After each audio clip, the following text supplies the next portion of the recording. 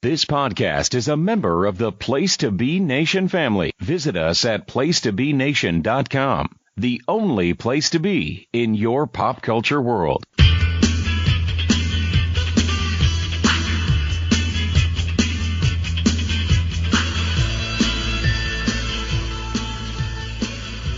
Well, hello everyone, and welcome to another edition of Letters from Kayfabe, and I'm here with that chap called Allan. How you doing, Allan? I'm doing great, Parv. We've got some great questions again this week. Each and every week we're getting some fantastic questions in from the listeners, so thank you very much. And each week we do the podcast, each week that passes, we're getting some more and more fantastic feedback off people, so thank you very much for listening and letting us know. The sack is positively bulging.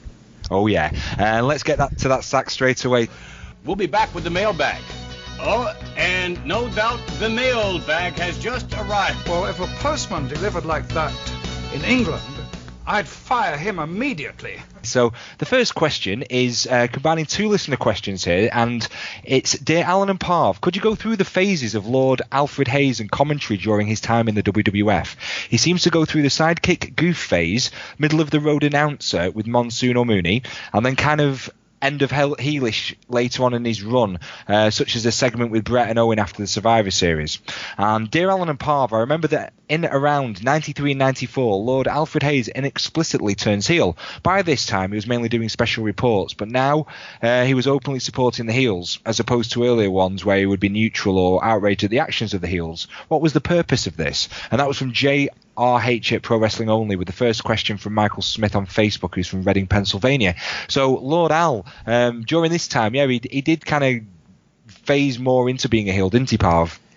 Yeah, I mean, Lord Al's an interesting one. I think Michael Smith there in his Facebook post answered a lot of the question himself, because he did, the sidekick goof phase is basically him on TNT, sitting next to Vince on the couch, and he's basically Vince's sidekick on that show.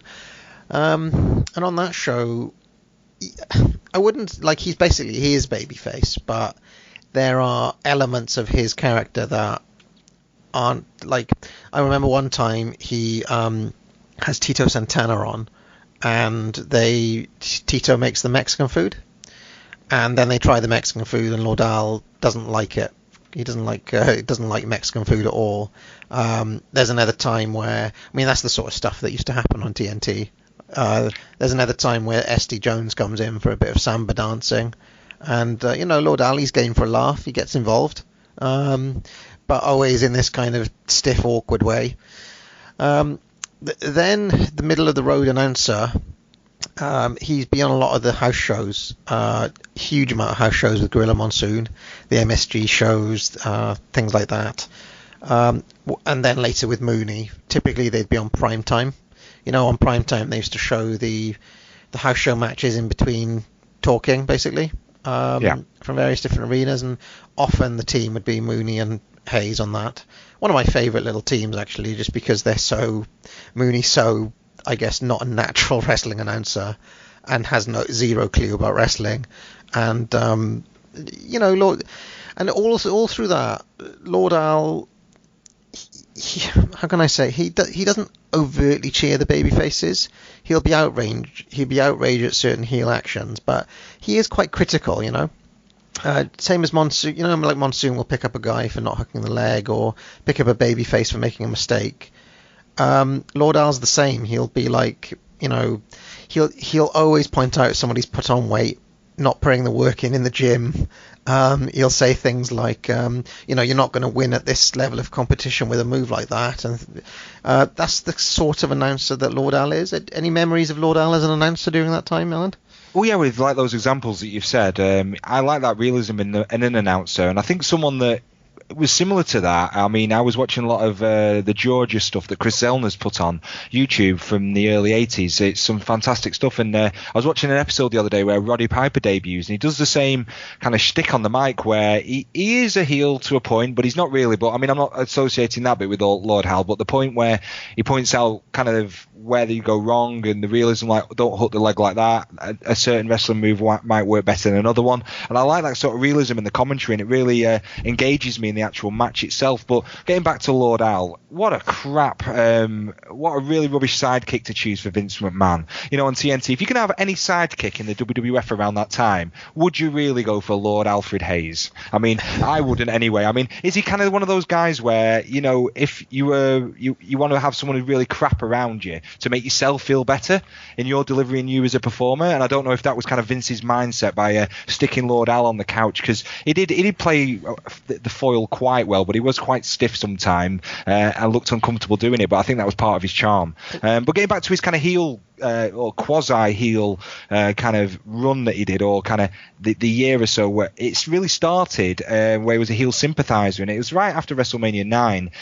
He didn't do the full-on heel bit, but he'll throw in little lines where he'd sympathise with the heels, such as he said that he felt sorry or bad for Kato from the Orient Express, and he makes subtle digs at baby faces, or talk about how he expected a heel to win a match. But the most interesting thing that I found was the last kind of comments he made that I could find was just before the Royal Rumble in '94, Parv, where he called Lex Luger an idiot for not signing a rematch clause before his match with Yokozuna at SummerSlam '93 and forcing himself to have to win the Royal Rumble to get another title shot, which actually is a fair point. So that was kind of what he was like. Yeah. So that was where he was really like as a heel. Do you remember anything, or did you watch any of the footage from around this time? Well, I thought the most interesting clip was a phone conversation that took place with Lord Al and Owen Hart, because Lord Al was a strong Owen Hart sympathiser in that whole feud. Did you watch that footage as well? Yeah, he just picked up the phone. He had a chat to Owen. He used some quite big words. He was very verbose. Not a lot of the words made sense, though, but to, I don't know, some people wouldn't have picked up on that. I'm not too sure. But then he promptly just hangs up and says, "Ta-ta, Owen, goodbye," and just hangs up the phone really nonchalantly. I thought, you know, it was quite interesting to kind of do it in that way, but it was really, you know, cheering on Owen to, he felt that Owen had a point in what he was saying about Bret. Yeah, I mean, just really quickly, that point you made about Lord Al on TNT, I mean, you'd think you'd stick in Mean Gene there. He'd be the more natural fit for that role, wouldn't you? Or do you think it's too alpha? Well, I can see what you're saying, it's too alpha, but I think Mean Gene, he's played next to other alpha guys in the past, even on screen like Hogan, and doing the kind of stuff with him and people like that, and he plays that kind of role well, so I don't think there would have been a major problem there, and I think that would have been a better dynamic, but maybe it might not have been. Maybe they screen tested Gene with Vince and it didn't work the dynamic as well. You just don't know. But knowing WWF, they just decided on Lord Al one day and just went with it. The other one thing, before we go to the next question, I want to say really quickly, is you mentioned the Orient Express there. I always loved Lord Al's pronunciation of Sato. Kato. He was the only guy who'd say it in that manner. So there we go. Well, he's like someone. Would he have said Duggan? Oh, he said Duggan. He never said Dugan. I think that was more a Bill Watts Mid-South thing, wasn't it, than a British accent. But that's about Lord Al. Shall we move on to the second question, Parv? Yeah, let's hit it. Okay, and the second letter we've got in is, Dear Allan and Parv, what was going on with the WWF in Japan in 1990-91? Didn't Hogan work the Tokyo Dome? And Tenryu, was he at WrestleMania? And why was this? And that's from Stephen Graham, who's on Twitter, but he's from Brockville in Ontario. So what are your memories of the WWF going into Japan around this time, Parv? I seem to remember that name, Stephen Graham, from somewhere. Yeah, I mean, I remember Tenryu showing up randomly. Didn't he get involved in a Royal Rumble once as well? I seem to recall. Yeah, there was two times that stood out for me where we did pay-per-views, and that was WrestleMania 7, where he teamed with Koji Katao to take on Demolition, and it was a fairly one-sided match, and I think the reason for that match was not as much for the US audience, it was more for the Japanese audience, so there was a lot of cameramen at ringside, and I think for the Japanese magazines it was quite important that there was two Japanese guys that went over at WrestleMania against two perceived big stars from the WWF who were not removed that long from having a title run. Yeah, and that was a kind of old school thing that they always used to do, is bring over the Japanese cameraman for the one featured Japanese matchup. I mean, used to do it in New Japan, used to do it in the early days, in the Vince Senior days, but they also used to do it all around the NWA territories, the All Japan guys, when Jumbo would go over there or whoever it was. And also sometimes they'd have like a Japanese title, which was being held by an American who was then going to defend it in Texas or something, and they'd make sure the Japanese camera crew was there to make everything seem worldwide and a bigger deal. So, within the world of kayfabe, the illusion of wrestling being this massive worldwide thing was alive and well. As for the Tokyo Dome cards, I watched the 1991 in the past few years, and I thought it was fascinating. The match that really stood out to me for that was, again, I think it was Tenryu taking on Randy Savage, where Sherry was doing like her full heel shtick in front of the Japanese crowd, which is really interesting footage to watch, and it makes you realise what a brilliant manager Sherry was. In fact, if I was going to put a case for Sherry to be on the Mount Rushmore of managers, that would be in the highlight reel. And was it also Hogan Hansen on that card? Yeah, it was. Hogan went over Hansen on the main event of that show, which drew really good. It was drew 53,000 for a gate of 2.1 million, and the whole kind of thing came about, which is getting back to the kind of question how Hogan working the Dome. It was the show itself was called the US Japan Wrestling Summit, and that was from the Tokyo Dome in 1990 on April the 13th. It was a combined show with New Japan, All Japan, and the WWF, and that quite late on, and people might find that quite shocking that the three promotions work together. But Giant Baba, he touches on this in his autobiography. It's actually out. Unfortunately, Parv, it's not out in English, but I think it's something that you, if it was, would be making a beeline to. I think that somebody who speaks Japanese shouldn't be so selfish and should translate that book, because we need to read it. Well, those of us who are All Japan fans, like I am, I think it would be fascinating to know. Do you know anything about that book? Is it written in kayfabe, or is it a shoot, or? Well, he's talking about the business here, so he actually touches on his autobiography that the WWF had planned to expand to Japan. They had this idea since '89, and the WWF actually requested both All Japan and New Japan to work together, which was quite interesting at the time, because that didn't really happen, because the two promotions were, quite at war throughout the 80s. But Inoki wasn't actually involved with New Japan as much at the time. He'd been on bad terms with Baba, but around this time he quit New Japan management to run as a member of the Diet, which is like the Japanese Parliament, I believe. So Suguchi was actually the new boss of New Japan, and he had a better relationship with Baba. So it kind of all came together due to that, and they really understood that they could draw a big house all together. It might lead to bigger and better things for them, opportunities for them, both in the US. But that's how it came about. But getting back to Tenryu, his kind of relationship with the WWF was through SWS. Have you heard of that promotion, Parv?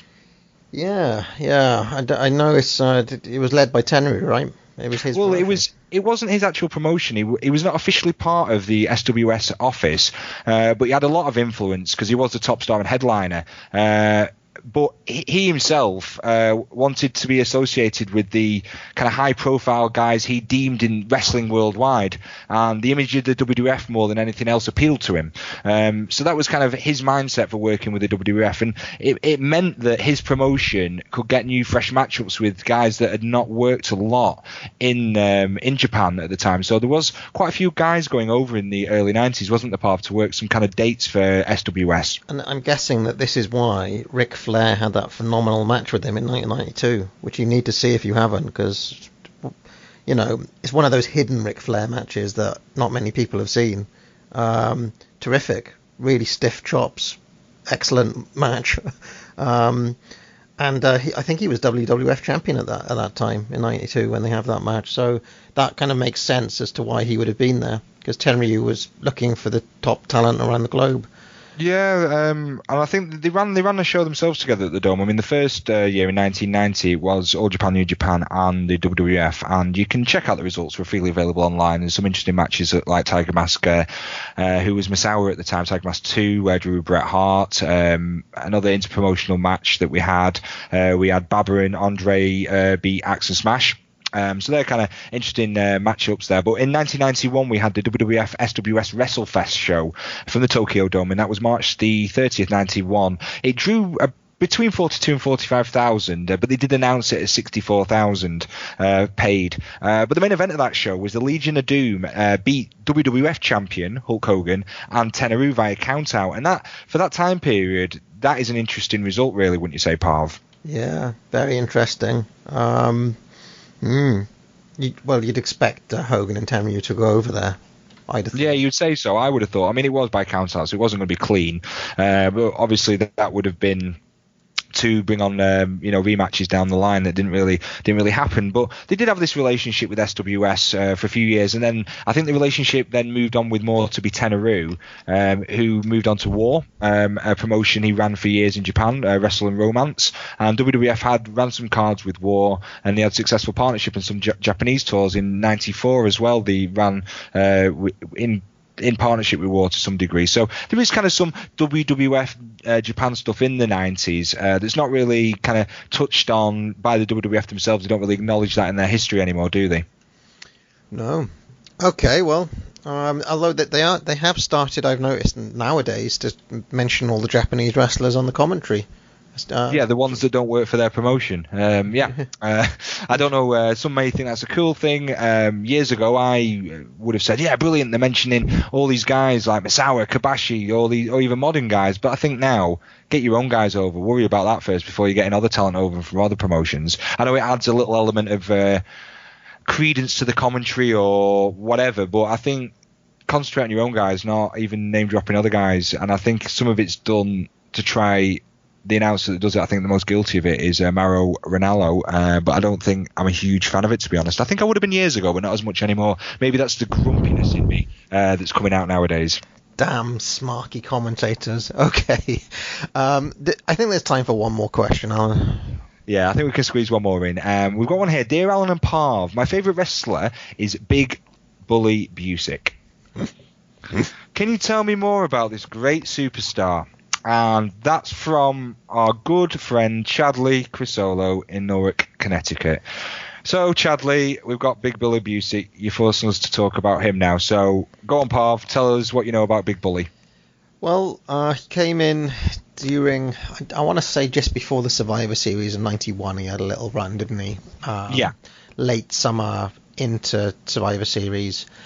And he's kind of an interesting guy, really, because unlike virtually anyone else I can think about, he never had a major run anywhere before this, anywhere significant. He actually worked as a job guy for the WWF for Vince Sr. back in 1978.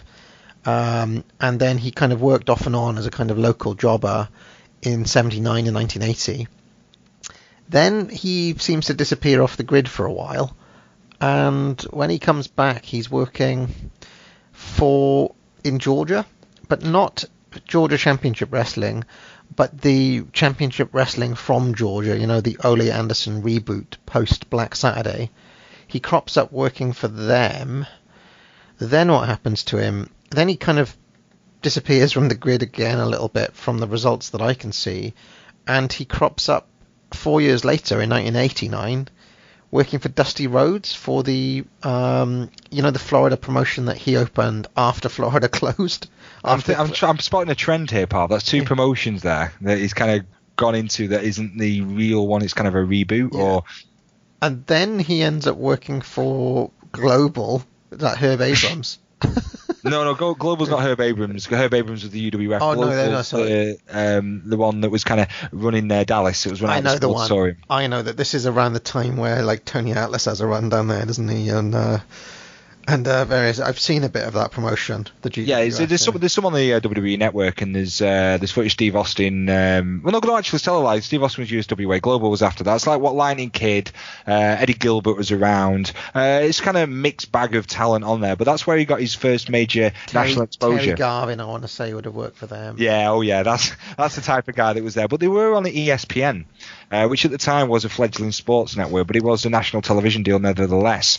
And that's where he got his kind of Big Bully Busick gimmick, which if you haven't seen him, he played this bully type character with a derby hat, cigar, and bushy handlebar moustache. He would look like a Popeye villain, really, wouldn't he? he does very much look like somebody from like the 1920s or 30s, something like that. Popeye's not a bad shout, actually. And I did think, like, looking at him, he was a bit of ahead of the curve, Alan. I thought maybe he could crop up on NXT now, tag in with those those vaudevillain guys. Oh, the vaudevillains. The vaudevillains. Yeah. I mean, they need the shot in the arm, really. They're going nowhere. But unfortunately, when we did the research for this, it came up that he's recently been diagnosed, or at some point he was diagnosed with cancer. I mean, he's still fighting that, and you can actually support him by going to bullystrongshirts.com to buy a kind of t-shirt off him. But yeah, he's someone that's not had a huge stamp, but in the WWF itself, he did have a small feud, Parv, with the Brooklyn Brawler over who was the real bully of the WWF. That feud lasted all of 1 or 2 matches, but that's the only noteworthy thing he did, apart from wrestling the likes of British Bulldog, Bret Hart, and Texas Tornado. But he never really had any big matches. They were all kind of squash matches. But his first high-profile match was due to take place at the Survivor Series in '91. He was supposed to be on Colonel Mustafa's team. That was him, Colonel Mustafa, Skinner, and Berserker. But unfortunately, yeah, not a great team. He left him. Who we had instead of him was Hercules. So that team, I don't know if that was an upgrade or a downgrade, Parv. I mean, that's got to be one of the all-time kind of... None of them were doing anything apart from the Berserker. The Berserker, to be fair, had only just come in recently, so he's yet to try and stab the Undertaker with his giant sword in '92. But the other guys, Skinner wasn't around either long, but he wasn't destined for anything, was he, really? I want to say there was another sub in that match over on the babyface side. I think it was Jim Neidhart, actually, who you talked about last week on your WWF Magazine. Do you remember he had the injury? Oh yes, the injury he got that pulled him out of the match. Who was he replaced by again? Now I can't remember. Was it no? So the team was Jim Duggan, Tito, Kerry Von Erich. Who's that? Who's the last guy in that? I want to say Virgil, just because Virgil, but he probably wasn't. I can't remember.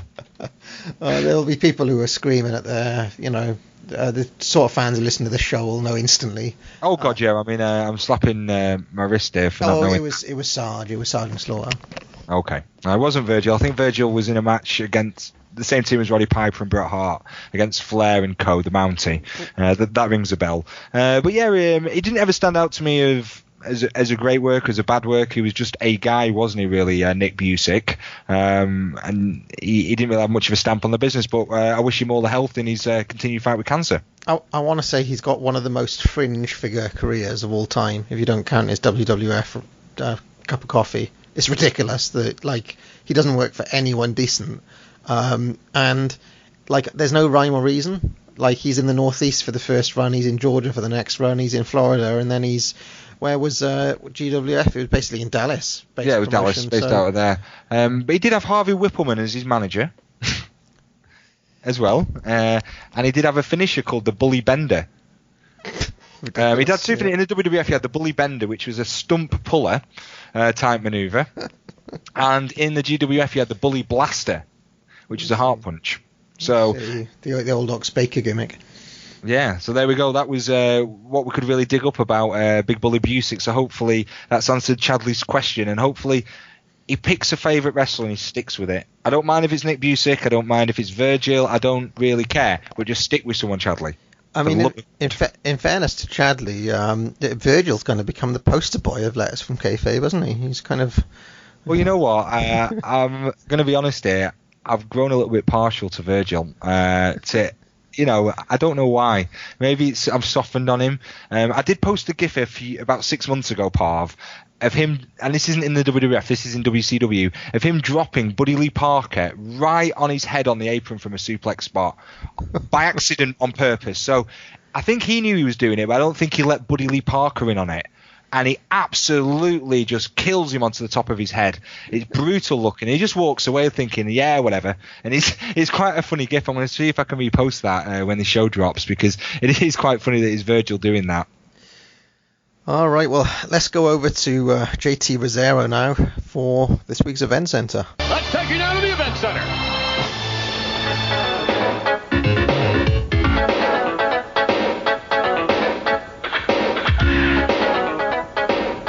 Thank you, Parv. Thank you, Allan. JT Rozzero here inside the Letters from Kayfabe Event Center. Hopefully everyone's enjoying this episode. Still to come here tonight, we're going to sort out the presidential rulings of one and only Jack Tunney, the main figurehead of the World Wrestling Federation, the one we all came to know and love, and no one has been able to live up to his authority since. Of course, each and every week we're bringing you great deep dives around the edge of the cheese platter, as the lads like to say, in the history of the World Wrestling Federation. I want to take you back now, all the way back to 1991, an episode of Superstars on November 2nd, filmed about a month earlier, September 30th in Wheeling, West Virginia, and a big match was announced as the main event that day. Bret Hart and the Mountie were square off at a non-title match with, of course, Bret Hart was the Intercontinental Champion. Mountie, looking to work his way up the ladder, had really just been kind of meandering around the card since he debuted earlier in the year, had, of course, defeated Tito Santana back at WrestleMania, had his feud with the Big Boss Man, of course, in the summer. He had come out on the end of that and was looking for something new to do when he decided to try and work his way up to a title shot with Bret Hart. So here they are scheduled, Mountie looking for the win, but you know what? Instead, they decided to make a statement. Jimmy Hart, the manager of the Mountie, threw a bucket of water on the champion, and then the Mountie grabbed his cattle prod and electrocuted Bret Hart after Bret had refused to ever defend the title against a jailbird, of course, playing off the jailhouse match back at SummerSlam. The Mountie was pissed, zapped Bret Hart, and reignited their feud into the next level. Of course, at Survivor Series, the two would be on opposite sides, and then the Mountie would upset Bret Hart at a house show in January to help transition the belt to Roddy Piper. So it's a feud that we kind of saw the beginnings of and didn't really see the end. We know the end. We know what happened, but we didn't really get to see it because, as the story goes, Bret Hart, suffering from the flu, dropped the title to the Mountie, Roddy Piper would win it, and then Bret Hart would beat Roddy Piper at WrestleMania. So we didn't really ever get to see much of a conclusion between these two. We see them tussle at Survivor Series, but a forgotten moment in a good moment. You know, I watched this episode a few years ago, and it caught me off guard. I completely even forgotten about it. And it's pretty well done, the electrocution and the way Bret sells it and everything else. So a lot of these hidden moments in the early 90s on Superstars, and we're going to unearth them all for you here on Letters from Kayfabe. You can find it on the PWO PTBN feed. And we have many other feeds available on iTunes as well. Place to Be Podcast, PTBN Pop, and The Kevin Kelly Show. Follow us on all of our social media avenues. Place to Be Nation, the only place to be in your pop culture world. Still to come tonight, we're going to look at the presidential rulings of Jack Tunney. So be sure to stay tuned for that. I'm Just Rozzero. We're out. We'll talk to you next week. Take care. All right. Well, thank you very much for that. JT, anything you want to say to the old chairman there, Allan? The old chairman, the chairman of the board, so to speak, JT. I just want to say, actually, I was wrong. I think I was a bit overly harsh on JT. Maybe that was my fault. I'm not too sure. But we've come to an agreement. We're going to let bygones be bygones. We're going to move forward with a new generation now. The podcast has kind of changed things a little bit. If you want to talk about that now, Parv, we're not the PWO PTBN feed. We've kind of simplified the name slightly, haven't we? Yeah, well, this was a few weeks ago, about a month ago now. But yes, we have changed it to the Pro Wrestling Only feed.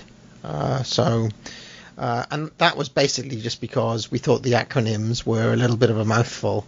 And it's just a lot easier to say Pro Wrestling Only than PWO PTBN, which I always struggled with. So you said it so well on the bumpers though that went on over the network. You know. Yeah, but those took about 20 takes, you know.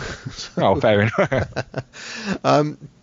Okay, so do we have any time for a long question? We do have time for the long question, and it's basically regarding Jack Tunney. Do you have the question in front of you there, Parv? You can read it out. Don't seem to have the actual question. Sure. Well, this is from Graham Nelson from Calgary, Alberta, and he says, "Dear Allan and Parv, I'd like to hear the letters from Kayfabe Verdict on the presidential decisions of WWF President Jack Tunney, who made a lot of controversial calls over the years." So, yes. So, Allan, Jack Tunney. Just before we get into the various different calls that he made, fond memories of President Tunney? I love Jack Tunney in the role as the kind of bumbling bureaucrat that always screwed the good guys with his incompetence. That was pretty much summed up him a lot of the time with some of the decisions we're going to talk about. I think that's a good thing because it puts more heat on the heels when he does that sort of thing. So I think it worked, and we're going to kind of discuss some of his presidential decisions throughout his long tenure as the president of the WWF. He started his WWF kind of presidency in 1984. But very quickly, Parv, do you want to give us a bit of a background on the pre-Tunney era of presidents in the WWF? Sure. This is a little bit of a hobby topic of mine, as you know, Alan. And a while back, I tried to spot them in the footage because they weren't really like Jack Tunney, the older presidents. So you go president spotting? Is that your actual? Yeah, some people like bird spotting. I went WWF president spotting, and I spotted the first president, Willie Gilzenberg, handing a note to the announcer at MSG. And this was even a pre-Howard Finkel announcer, so we're going like way back to 75, 76. What do you think the note said? It was basically next week's card. Oh, so it wasn't anything. I'm imagining what else it could be, that's all. And Vince just mentions, there's WWF president Willie Gilzenberg. And then he does actually get involved in an angle. This was in 1977. Bear in mind that he died in 1978 and was a very old man at this point. Gilzenberg was like an old boxing promoter. You can imagine like that old kind of... Going back to Jess McMahon type era. Yeah, like truly old school, but he was part of Vince Senior's inner circle. And he basically has a bit of beef with Ken Patera, who ends up giving a backbreaker to this jobber who ends up doing a stretcher job. And Gilzenberg takes a very stern line with him and suspends Patera indefinitely. Then Lou Albano goes crazy, as you can imagine, and Gilzenberg said, well, he's not going to back down until both Patera and Albano pay a $5,000 fine each. For the injury that they did to this jobber, and Albano makes like J. Wellington Wimpy and says, I'll pay you tomorrow. And that's literally it. That's the only Gilzenberg I could find on tape, and that's the only decision that I could find that he made. What do you make of that decision? Well, there we go. That's a decision for the ages. Someone that's really a complete footnote in the history of WWF, but someone still worth mentioning if we're kind of talking about presidents. Well, after Old Willie, we moved on, didn't we? Yeah, it then becomes President Shinma, who's a New Japan guy. I think he was basically just a member of Inoki's office, maybe like the vice president of a New Japan in real life, something like that. And I mean, he doesn't make any calls as far as I know. He just turns up at MSG once in a while to announce a tournament or, to introduce the challenger to Backlund. I think he appears once in 1979 and once in 1982 that I found. And the 82 one, he actually gets on the mic and he can speak decent English. But Vince, who's on commentary, doing his Howard Cosell routine, talks all over him, so we can't actually hear anything that Shinma says. But that is notable because it's a rare on-screen appearance for Vince Senior, standing alongside Jim Crockett Jr. and Frank Tunney. Some luminaries there, Parv. Yes, and that led me to believe that Frank Tunney was actually Jack Tunney's predecessor in the office of WWF Vice President, which leads us into his first appearance. Yeah, and his first appearance was he was a guest on Piper's Pit, where he was announced as the Vice President in '84. That was around September time, and I think you've watched that footage, haven't you, Parv? Yeah, I mean, the main point of interest there is that Tunney is absolutely massive. I mean, he is fatter than... He's huge. Have you seen him during that time?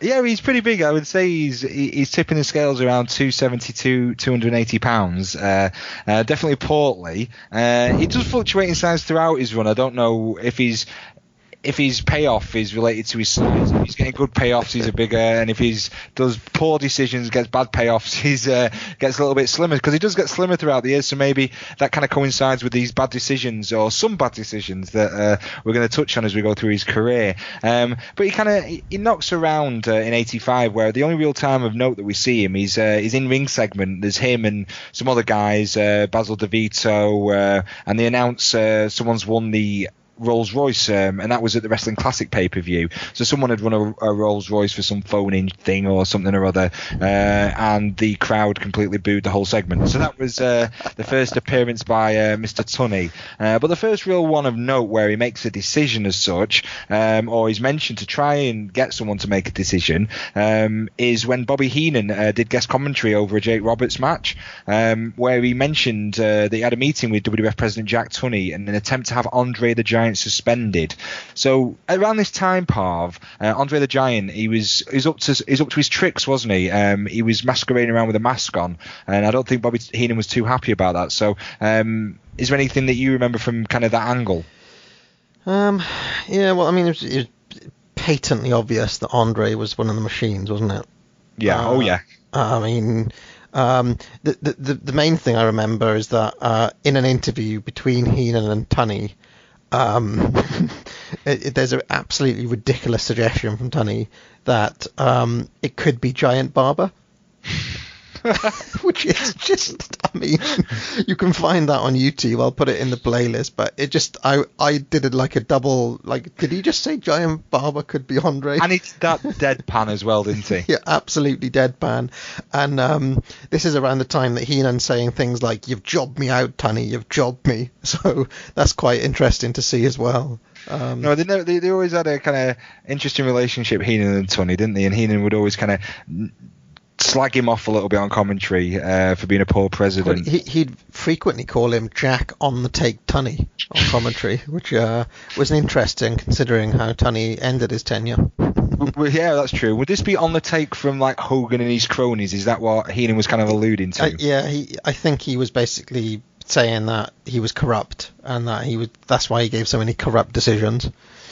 Well, talking of decisions here, Ken Resnick interviewed WWF President Jack Tunney in, when was this? 26th of July, sorry. Ken Resnick, fresh from the AWA, interviewing Jack Tunney, in which Tunney announced he suspended Andre the Giant due to missing a number of shows, said Andre failed to appear in his hearing.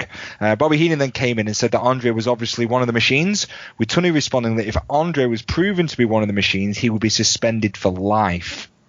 So that's quite interesting that Jack Tunney, not caring that Andre is a big draw, is going to fine him anyway, which I don't know, do you agree with that decision? Well, I mean, what was the whole, like, why was Andre suspended in the first place? Well, he missed a number of dates. I don't know why they would say that was a reason. That's kind of an odd reason. Normally, if someone is scheduled to miss some dates and it's known ahead of time, they kind of kayfabe that with something such as he's injured, whatever, if he's elsewhere doing a tour. But them just say he's missed the dates must have played more into the storyline. I mean, I've seen elements of 1986, and I do remember the run as the machines. There was Giant Machine and Hogan Machine, and there's 3 or 4 different machines, wasn't there? During that time. I mean, of all the angles ever, I find that the strangest of all the angles, that whole machines deal.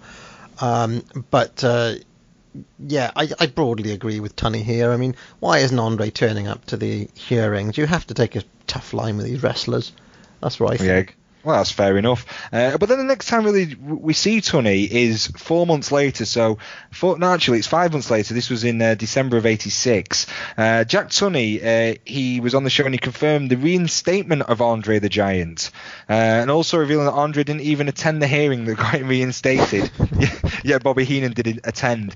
So I find that quite odd. I don't know if they're having a rib at Andre's expense that he doesn't show up to stuff, so they're kind of making it out in this storyline. But it's quite interesting that Andre just can't be asked attending hearings. Not bothered yet. Bobby Heenan will show up and try and politic Andre to be suspended for longer, but Tunney doesn't want to do that, and Andre's back on fighting on shows again.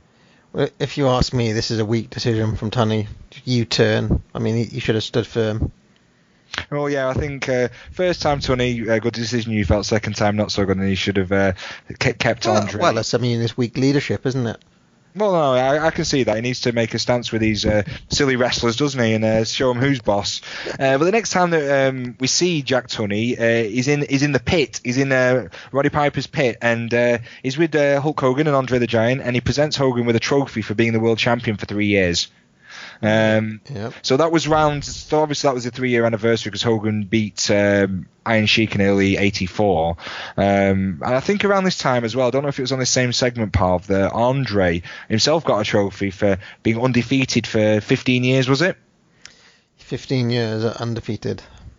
But it was a smaller trophy. I'm sure it was a smaller trophy, and I think that kind of played into why Andre kind of got angry and he wanted to shout at Hogan, but yeah, that was kind of Tunney there giving them some trophies. I don't think he tried to steal the limelight there at all, and I think he was fine in that role, so there's not really much to say about him there unless you want to add anything, Parv.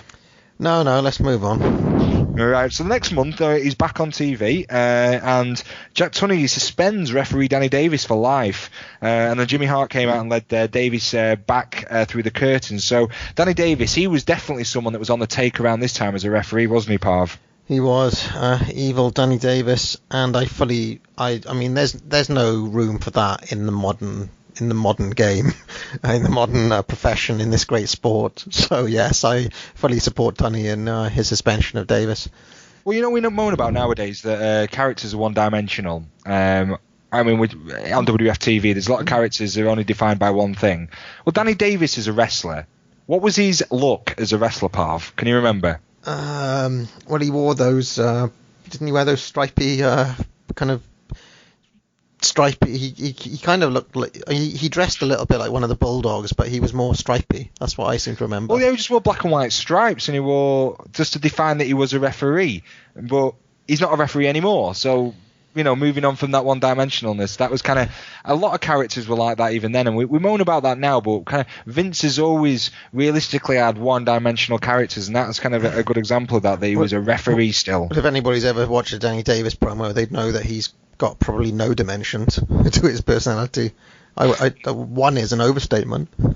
No, and I always remember him. He was quite a acne-looking character as well, Danny Davis. I don't think he had a face for the radio more than the screen. But the next time that we saw Jack Tunney, he was in Piper's Pit again, so maybe he likes that area. I'm not too sure. Sitting out admiring a picture of Roddy Piper on the wall. Maybe that's kind of what Jack Tunney likes to do. But he's there and he presents a larger World Championship belt that he may give to Andre the Giant if he wins the Hogan-Andre match at WrestleMania 3. Do you think this is a waste of money, Parv, going out and buying a new belt for Andre just in case? Probably a waste of company resources, I would say. Why not wait and see what the outcome is and then have the belt made?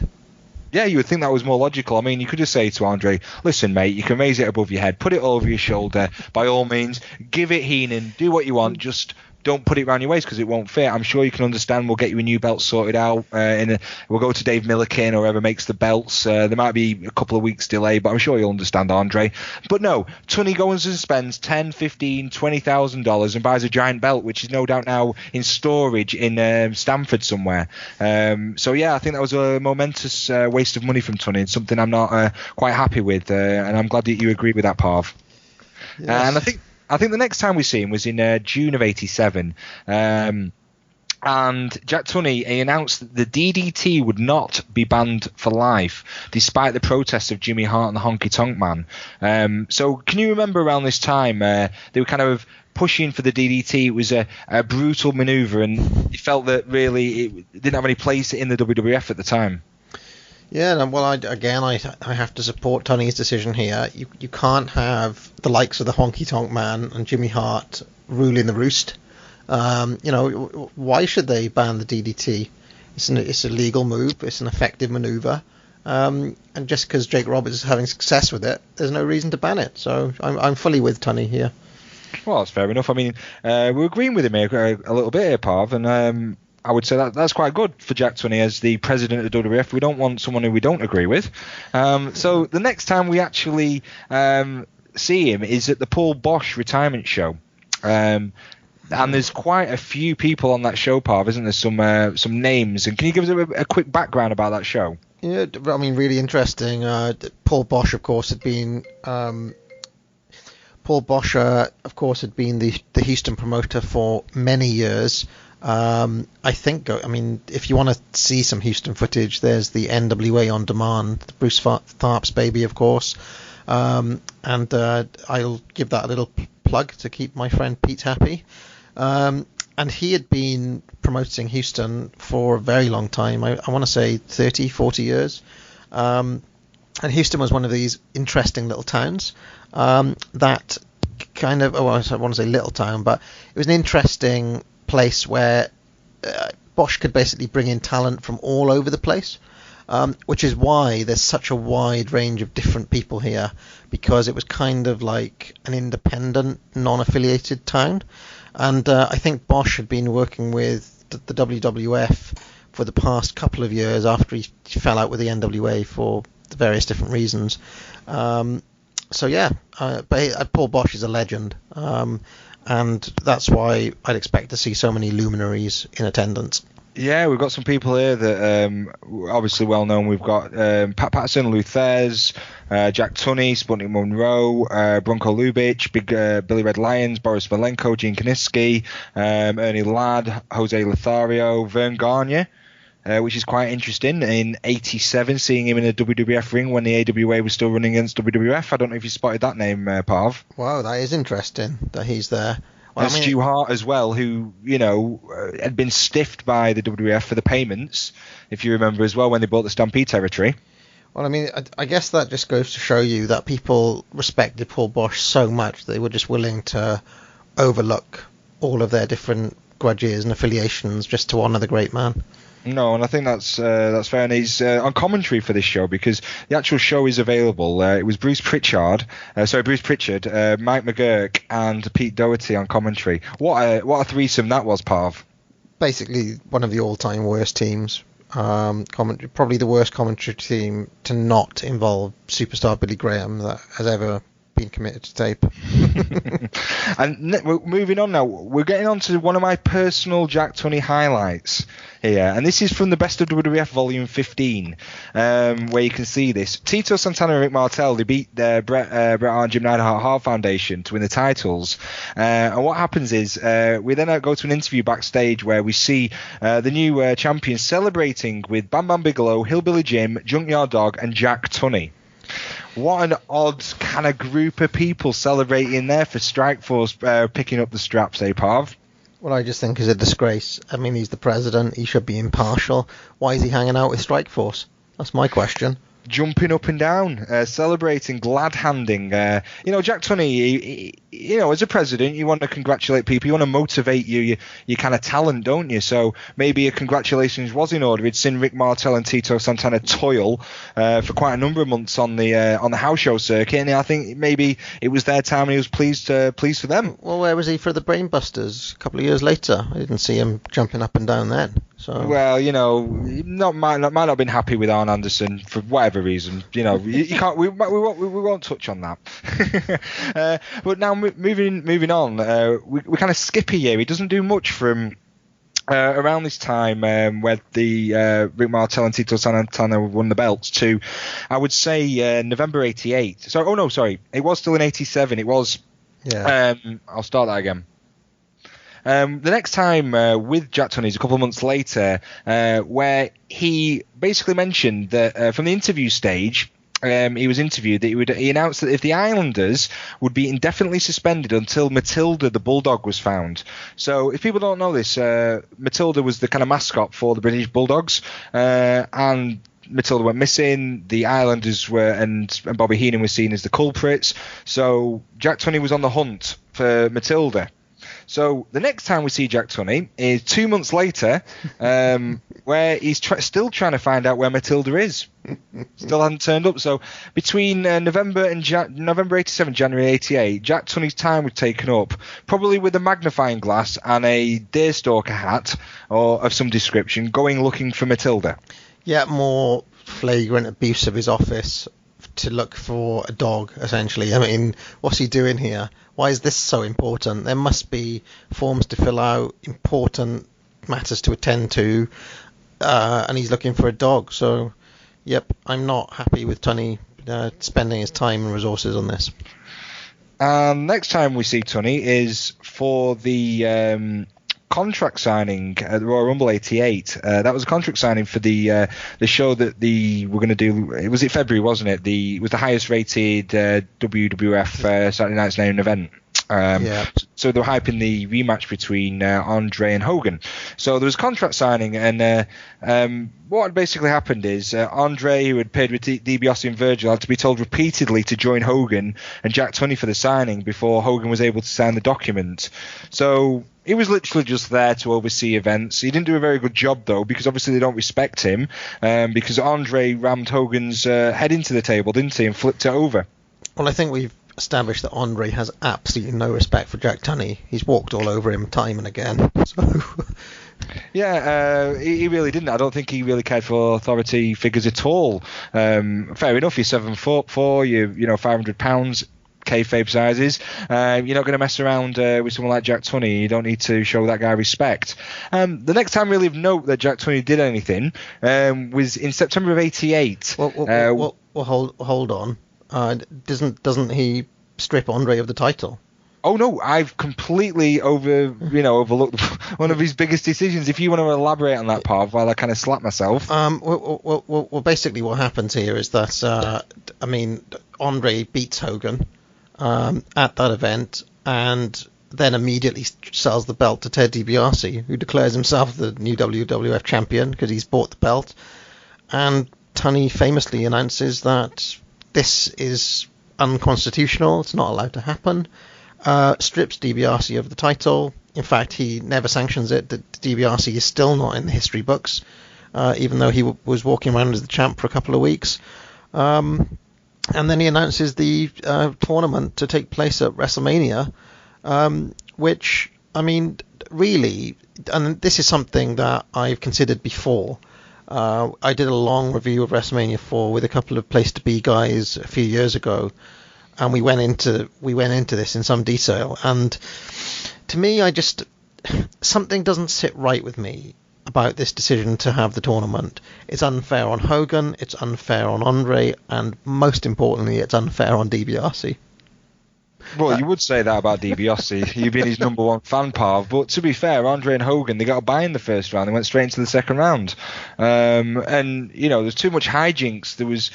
They needed to... I think Tunney, looking at it from a presidential standpoint, he felt that there may have been other guys coming up to him saying, look, you're concentrating on all your resources on Hogan, Andre, and DiBiase and Virgil, when us guys, we want a shot. So there's other people like Rude and Duggan and, Hercules maybe. I don't know. Anyone else wanted a shot. And, and I think maybe Tunney bowed to peer pressure.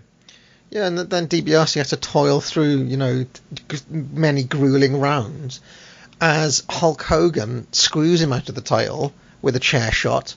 Tunney turns a blind eye to all of that. So, yeah, I'm not happy with the way WrestleMania 4 went down, to be honest.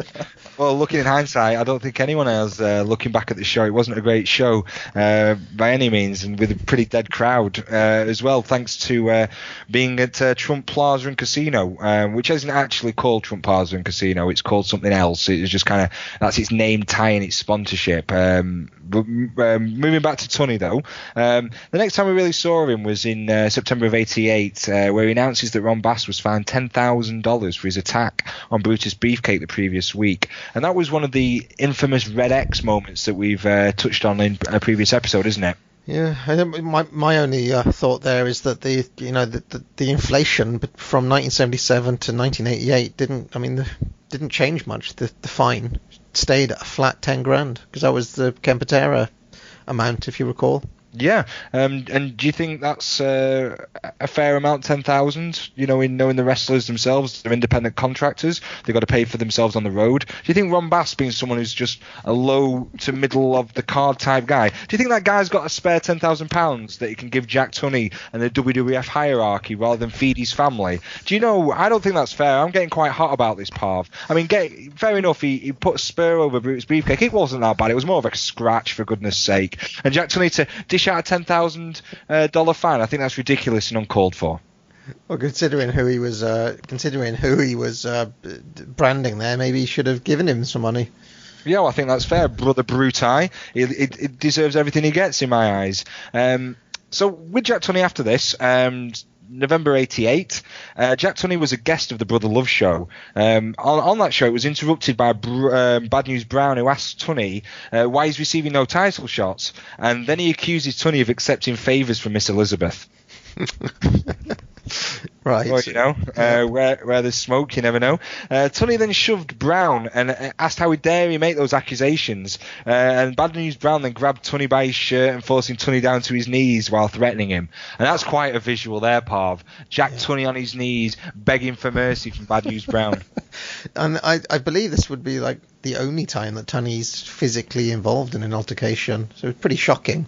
Yeah, and you know, I think Bad News Brown, maybe, you know, saying that, I don't know, that wouldn't have got Randy Savage too happy. No one could really speak about Elizabeth, and maybe Randy Savage, being the jealous man that he was, he could have really gone after Tunney for that, couldn't he?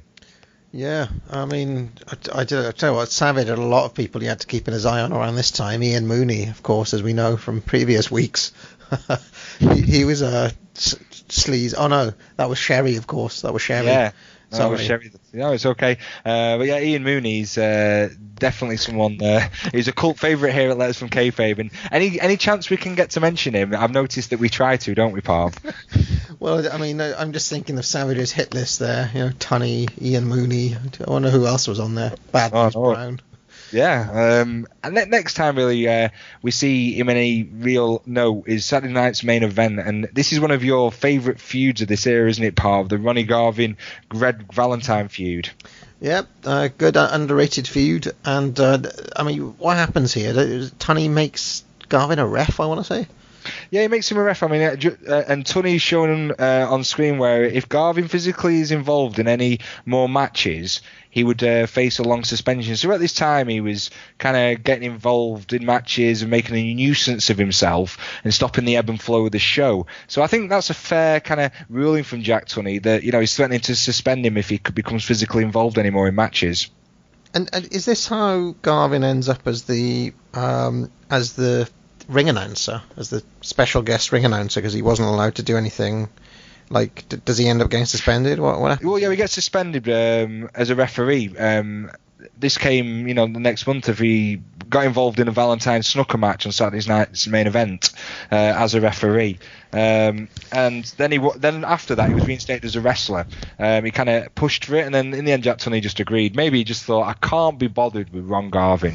You know, I really can't be bothered with that flat top head guy knocking on my door every day, demanding to be reinstated. And he just thought, sod it, go on, off you go. Take your hammer jammer with you. Okay. So, I mean, I really like that match, though. Royal Rumble 90, Garvin versus Valentine. It's a real kind of interesting match from that time period, one you wouldn't really see in the WWF on pay-per-view especially. Hey, I wonder what happens to Garvin after that point. Yeah, or maybe, you know, that was he was put in this position by Jack Tunney. Maybe, you know, you just don't know. Then after this, we move on to 1990 with Jack Tunney, and he gets involved a few times. We see him giving instructions to Buster Douglas when Buster Douglas was an outside referee during a Saturday night's main event. I don't know if you've ever seen that show, Parv. Oh yeah, I've seen all of the Saturday night's main events. I can't remember that specific moment. I wonder what kind of interesting instructions he was giving Buster Douglas in terms of his referee role outside. Maybe he picked up some tips from Danny Davis or Ron Garvin from their previous stints when he got involved with them in some kind of referee angles. And the next time really would be kind of Gene Okerlund talking the Ultimate Challenge when Ultimate Warrior beat Hogan for the belt at WrestleMania 6. Jack Tunney announced he would not sanction a rematch between the two of them, and both men would go in their separate destinies. Okay, all right. So what does that mean? That Warrior had both belts, is that right? Well, yeah, at the time Warrior had both belts. He didn't sanction a rematch, and for whatever reason, a bit of a silly decision there from Jack Tunney. I think, you sell out the Sky Dome in April 1990 for WrestleMania 6. I think Jack Tunney would have been silly not to do a rematch between the two behemoths of the WWF, but he didn't go down that route, did he? We next saw Hogan with Earthquake and Warrior was with Rude in the summer of 1990. But getting back to the Ultimate Warrior with Jack Tunney, he announces that the Ultimate Warrior had surrendered his IC title as a result of beating Hogan for the title at WrestleMania 6. And do you really think that the Warrior surrendered the title? Or do you think Tunney had to have a quiet word in his ear? Well, I mean, I don't know. I've always found this very strange, because they made a big deal of the title versus title thing, and then Warrior immediately has to give one of them up. So, yeah, well, strange. Yeah, at the time, maybe people may have thought they may have merged the two titles together and just had a singular kind of championship belt in the WWF, but obviously that was probably not a good idea at the time. You need something for kind of the up-and-comers to fight for, and that was what the IC title was seen as in 88, 89, 90 still. I'll tell you one thing, I doubt Hogan would have given up the other title. No, I know Hogan wouldn't have done. We all know kind of Hogan and what he's like, but no, I think Jack Tunney may have had a word in Ultimate Warrior's ear there. But moving on now, and this is one of my, in wrestling, Parv, one of my all-time champion bad decisions in wrestling. Okay, all right. Right, and this is Jack Tunney. He decides to suspend Rick Rude, okay? Yeah. Because Bobby Heenan, not Rick Rude, made too many jokes about the Big Boss Man's mother. So even though Bobby Heenan was making the jokes, Tunney said that Rick Rude was telling him to do it. So it wasn't even Rude making derogatory remarks, it was Heenan? No, it was Heenan. So Heenan making these derogatory remarks. I mean, Rude was there and he was, there and laughing and joking as well, but it was the words, the hurtful words to Mrs. Bossman were coming out of the mouth of Mr. Heenan. So for then Jack Tunney to suspend Rick Rude, for that it's such a ludicrous decision. This is a very strange moral compass here, because they'd always go on about like fines and suspensions for putting your hands on the referee. Bad News Brown basically assaulted Tunney and got away with it, and now Rude is getting suspended for something his manager said about somebody else's mother. This is really handbags at dawn. I know it's something you wouldn't expect from the WWF to be getting involved with kind of mothers and people complaining about being picked on, and I think it makes Big Boss Man look a little bit weak, really. I'm not too sure about you, but Heenan was also banned from talking negatively about the Boss Man's mother completely again. But Jack Tunney made that decision, but Heenan then he was with the Barbarian as he pinned a jobber with a clothesline, and what Heenan did was he was trying to stop himself laughing at a mocked up picture of the Barbarian, of him holding a picture of the Boss Man's mother, this mocked up picture that came onto TV. So we saw Bobby the Heenan corpsing. That's kind of the term that people use, kind of laughing, trying to stop himself laughing. So that was a kind of weird thing, and I think that was really, like I said, an all-time weird, bad decision. I think, for me, that's Jack Tunney's worst decision. All right, Alan. Well, it appears that we've run out of time here, and we've only got up to 1990. Of course, Tunney would spend another 3-4 years. I think it's 1995 that we go up to. So my thought is that we might come back to this very interesting question from Graham Nelson here, and return in a second part, in a Jack Tunney part 2, on a later episode of Letters from Kayfabe. Wow, Jack Tunney, such an impact we've discovered here. I hope listeners have realised that Jack Tunney's all over the WWF for 10 years. So we've covered the first 5 or so, 6 years of his kind of run, and then we're going to finish off up to 95 when he bid his farewell from the WWF. So I've had fun on this episode, Parv. We've kind of touched on Jack Tunney and what he's been up to. Yeah, so is there anything else, really? Do we need to plug anything or mention anything? I mean, what about our WWF Magazine feature? We're going to go to that? I think we should go to that. The new World Wrestling Federation magazine is now on sale. All this and more in the official World Wrestling Federation magazine, on sale this Tuesday at your local newsstand. All right, so for our WWF magazine corner this week, it's my turn to pick, Alan, and I have picked a little article from 1987, the September edition. This is page 7, page 8. If you go to that, what really stood out to me in this particular magazine was the WW List Of feature on the man or the woman of the year. As this issue goes to press, editorial boards all around the world are meeting to discuss who should be hailed as man or woman of the year. This question came up at a recent WWF Magazine staff conference, and we decided to ask the competitors of the World Wrestling Federation. As would be expected, the answers are as distinct as captivating as the athletes themselves. So here we go. B. Brian Blair, this is who he picks for his man of the year. Hulk Hogan. He performed a feat that no one believed was possible, lifting, slamming and pinning Andre the Giant at WrestleMania 3. I've watched the match over and over again on the video and I'm still awestruck. So that's what B. Brian Blair said. do you believe that B. Brian Blair said that? He was a Hogan kind of hanger-on affiliate, so I could believe that B. Brian Blair was, saw that. But come on, Brian Blair, Andre the Giant been slammed before WrestleMania 3. Don't be kind of pulling the wool over our eyes. He'd been slammed by Hogan before WrestleMania 3. So anyway, Outlaw Ron Bass, his pick, Mountain Men. They follow nobody's laws but their own. They live in the woods away from the rest of the civilization. When someone messes with them, there's an old-fashioned brawl. What sort of answer is that? I don't know. That's just random. The one that stood out to me on this is from Leaping Lanny Poffo.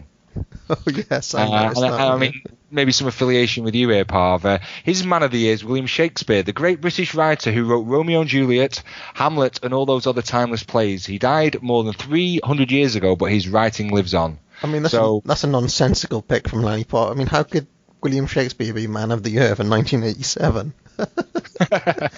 There are some other really strange picks here. Honky Tonk Man picks kimchi. Kamala's masked mascot is a very generous individual. He didn't like the way Jake the Snake Roberts was strutting around the WWF, scaring everybody with his long, slimy reptile. He lent me his mask. I came to the ring in a kimchi disguise and beat on Jake Roberts in front of national television audience. So a Honky Tonk Man picks kimchi. I'm sensing a little bit of a joke in that kind of answer there, Parv. I don't know about you. I'll leave it for the listeners to kind of fill in the blanks there. A couple of other little picks that I can't help but notice. Tito Santana. He picked Jack Tunney. Alan, what do you think about that? That's a suck-up manoeuvre if I've ever seen it. A total brown nose there, Tito Santana. Come on now, Jack Tunney. He's not man of the year. What did Jack Tunney do in '87? I mean, we've discussed it, on the show. But really, is that enough for Jack Tunney for giving Hogan? So giving Andre a giant title in '87? That was a complete waste of money, Tito. What are you playing at? Well, if you remember, he was with Strikeforce, wasn't he? Celebrating with them. So. Oh, of course. There's the link. Yeah. So I like that plays through there. Good kind of spot there, Parv. I also noticed that Harley raced with a political pick. Lieutenant Colonel Oliver North. Very controversial figure in history. And Elizabeth and Macho Man both pick Macho Man. Acts of Demolition ends up picking Mr. Fuji. So there we go. I just thought that was hilarious. Do we have any others? Oh yeah, Jimmy Hart. He picked Dolly Parton. She built this big theme park outside of Nashville. I've been there. It's just perfect for the Honky Tonk Man to go on weekends. So. Yeah, well, I've been there as well. Yeah, it's a Pigeon Forge. Unfortunately, didn't make it into Dollywood itself, but in the actual small town Pigeon Forge, it was called Redneck Vegas. It's a long strip, lots of different things going on, shows. There was this interesting show where you're watching these lumberjacks throw bales of hay and throw giant logs. And that was an actual show that they put on each night for paying audience members. So that's completely off topic there. But yeah, the Man and Woman of the Year in 1987. Some interesting picks there, Parv. Great. Yeah, one of my favourite WWF features so far. Magazine features. Okay, so if people want to get in touch with us to write into the mailbag, where should they get in touch? Where they should seek us out, I think the best place is Twitter. For most people, and to get me, that's at Allan_cheapshot, and to get Parv, that's at Jerry Von K. So you can send us both a message on Twitter. If you kind of put hashtag letters from Kayfabe in there, that'll make things a little bit easier. If you can, throw us a question and we'll look to feature on a future show. Do you know what, Alan? I've noticed something. Every week I tweet out the link to the show, and then, a couple of minutes later you tweet out the link to the show, and your tweet always gets way more likes and retweets than mine. Why is that, do you think? Well, I pay people off. What can I say, Parv? I've got people working for me around the clock trying to raise the profile of this show. And that's one of the things I do just for the love of this show. I will get those tweets retweeted. I'll get those things liked. It will be everywhere. If you haven't heard of this show and you're a wrestling fan, kind of a wrestling fan like ourselves, I'd be very shocked. So I'm really pleased that people enjoy the show. You can also follow the conversation at prowrestlingonly.com. The forums on there are actually fantastic resource where there's such great discussion on a variety of topics from is wrestling art. That's a favourite of yours, Parv, isn't it? No, one of my least favourite of all. That was a notorious conversation we had where somebody was claiming that a cloud was art. I always remember that one. Well, I remember that one as well, and that's a great forum to go on. So we've got a thread over there in the publications and podcast section where you can add to the discussion where people are chiming in and correcting us, because probably throughout this show we're making some mistakes, but hopefully we're giving you some information as well that you may not have heard before. So is there anything else you want to add before we wrap up the show, Parv? No, just keep on listening every week, and we keep on those questions coming in, because the more questions we have, the more mailbag action we get. Oh yeah, and we love the mailbag to be as full as possible. Standing by, I have the illustrious Owen Hart on the telephone. Hello, Owen. Well, thank you very much, Alfred, for referring to me as Owen Hart. I appreciate having my own identity and not being Bret the Hitman Hart's little brother all the time. Well, absolutely, Owen. I was probably amongst many, many others who realized the splendor in which you portrayed yourself in the ring. You have such great talent. And I can't help remarking, but I thought that Bret was rather selfish in his attitude in the ring. Well, he likes to kind of hog the limelight and the spotlight, and that's fine, but I want a chance to show my abilities. And it kind of came out when they put me and Bret in the ring together. He wants to show his excellence of execution, and I want to show that I'm equally as excellent. Well, I think your actions, Owen, were commendable. In fact, you showed a lot of restraint there. Personally, I would have boiled over with infuriation at a brother who did what he did to you. Well, believe me, Alfred, sometimes I boil over, and sometimes I just can't take it any longer. And an example is that Survivor Series. I was frustrated to the threshold, to the limit. And maybe if my family wasn't there, maybe if it wasn't millions of people watching, it might have been a different story. But I had to have composure and keep calm. Rockets aren't hysterical. They're very cool and calm, and that's what I was. Well, that was very commendable of you, Owen. I have to go now. Bye-bye, old chap. Thank you. Well. It would appear that Owen is finally fed up with Bret, who has always basked in fame's limelight, while his shining talents have been doused by sycophants with influence. So I can't blame him for becoming impatient and frustrated.